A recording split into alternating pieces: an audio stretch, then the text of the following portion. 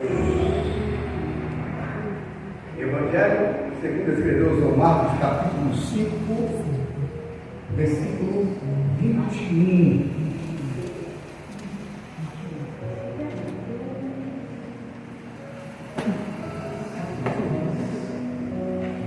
Tem como epígrafe a filha de Jairo, a mulher do fluxo de sangue. Diz assim: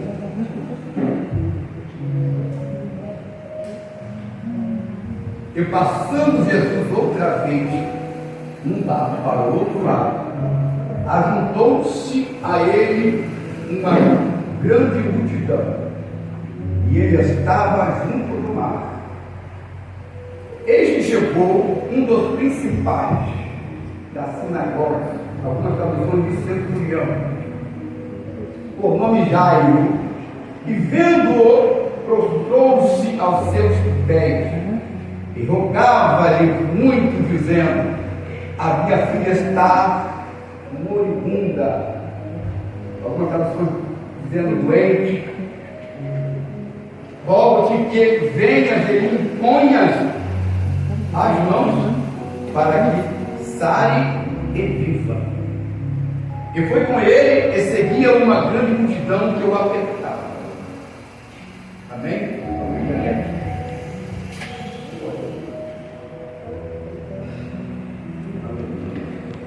Senhor, me dá graça para pegar para falar, para que a minha não produza efeito. Senhor, também sou teu filho. E alcance o teu corpo pela porta santa que abre.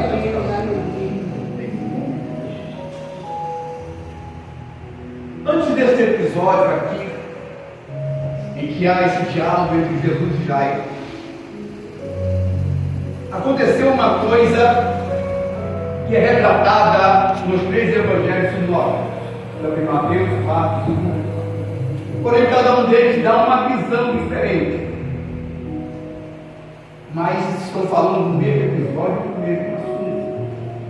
Aconteceu que Jesus, antes de chegar a Jairo, ele havia passado por uma cidade onde um homem estava terrivelmente atormentado, endemoniado, possuído por demônios.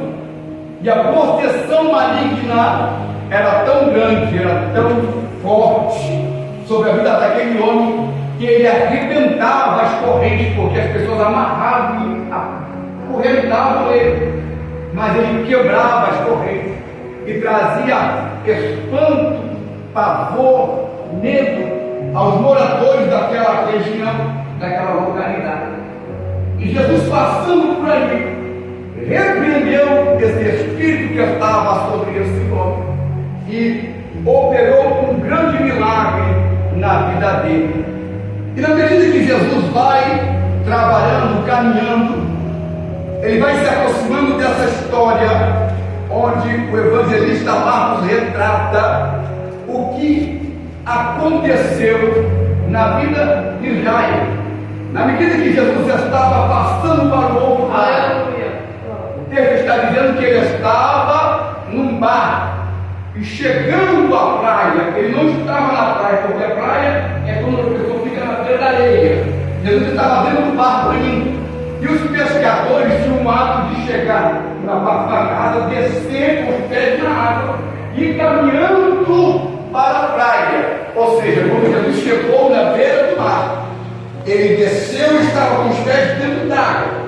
E na medida que Jesus estava andando para frente para chegar na areia, uma grande multidão, o original quer dizer que uma tão grande multidão, ou seja, havia muita gente que apertava Jesus, ou impossibilitava dele sair da água. Ele tentava sair, mas era tanta gente sobre ele que ele não conseguia sair.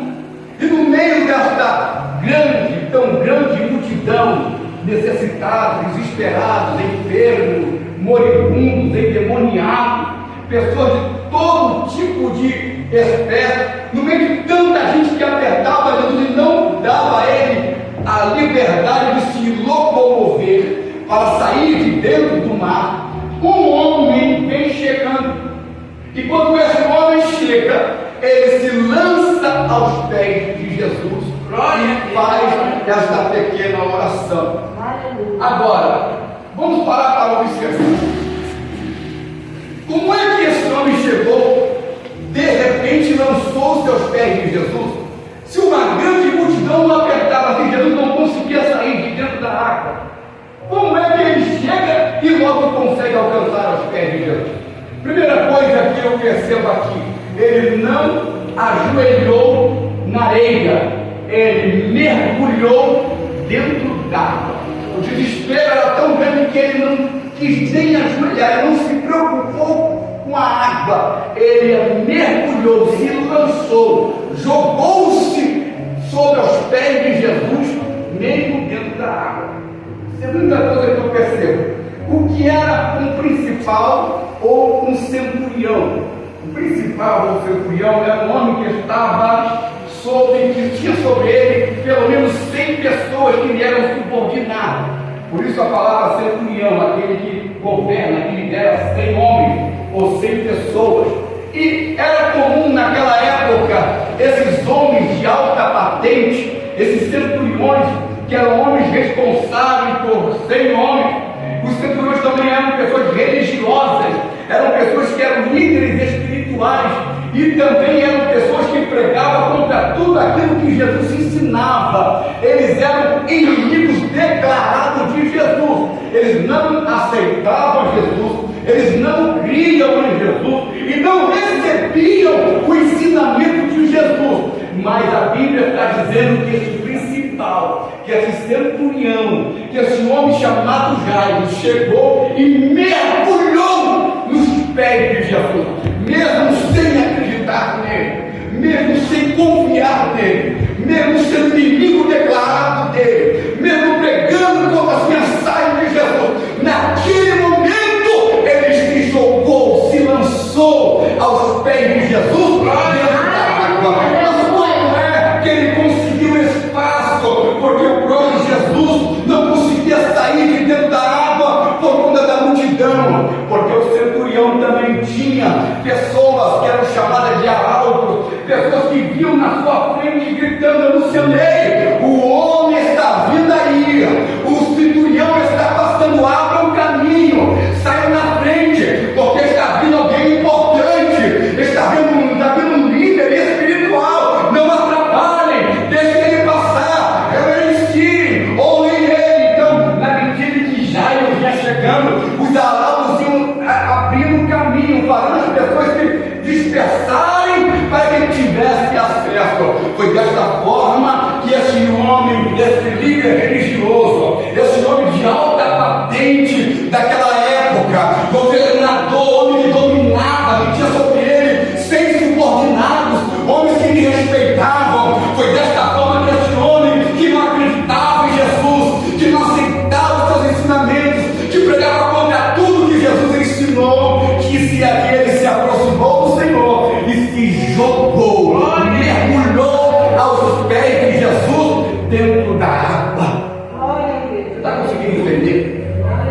Aleluia.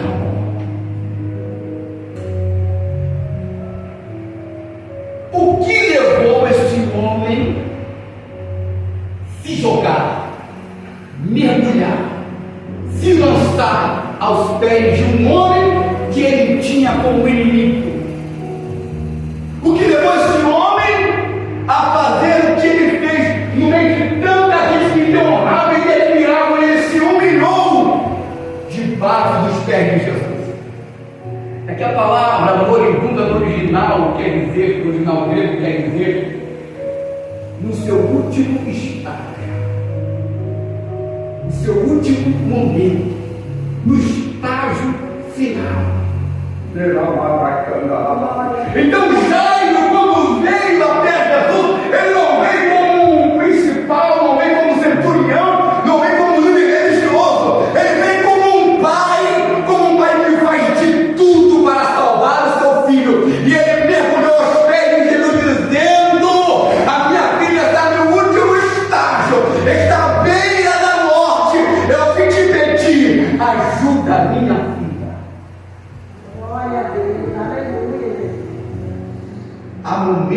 nossa vida, irmãos, que a gente tem que chegar no último estágio para se lançar aos pés de Jesus. Há situações da nossa vida que, se a gente não for provado, não for levado ao último estágio, ao último estágio da nossa força, a gente não consegue aceitar e receber e reconhecer o lugar de Jesus na nossa vida. E Jairo, naquele momento, esqueceu de toda a sua glória, de toda a sua honra, de toda a sua fama, de todo o respeito, de todos os homens que ele governava e tinham debaixo da sua sujeição, e reconheceu, se humilhou aos pés de Jesus, porque ele precisava de um milagre naquela hora. E quando Jairo se lança aos pés de Jesus, ele tem esse diálogo dizendo: esse que chegou um dos principais e prostou seus pés e rogava-lhe muito, dizendo: a minha filha está moribunda, está à beira da morte. No último estágio, eu rogo-te que venhas e me impõe as mãos para que a sare e ela viva. Naquele momento, aquele homem, a situação que ele estava fez ele, deixou ele sem opção. Ele não foi até Jesus porque ele reconheceu o poder e a grandeza de Jesus. Ele não foi até Jesus e se lançou na água porque ele sabia que Jesus era o Filho de Deus. Ele foi porque ele já havia tentado de tudo e nada havia adiantado. Ele não tinha mais o que fazer. A última esperança dele era ver se realmente Jesus poderia fazer alguma coisa. E quando ele vai até Jesus, parece que Deus dá um jeito nele, deixa ele lá falando. E no meio dessa conversa, todos os irmãos vão vendo o contexto que uma mulher vem e toca nas horas do seu vestido e sai na frente dele. Antes de atender Jairo, Jesus deixa ele quietinho lá. Parece que Jesus está observando o comportamento dele. Jesus vai fazer outra coisa. Ele vai lá e cura uma mulher que está 12 anos sofrendo com uma hemorragia. A mulher com fluxo de sangue. Depois que ele cura ela, ele vai atender Jairo. Mas quando ele chega na casa de Jairo,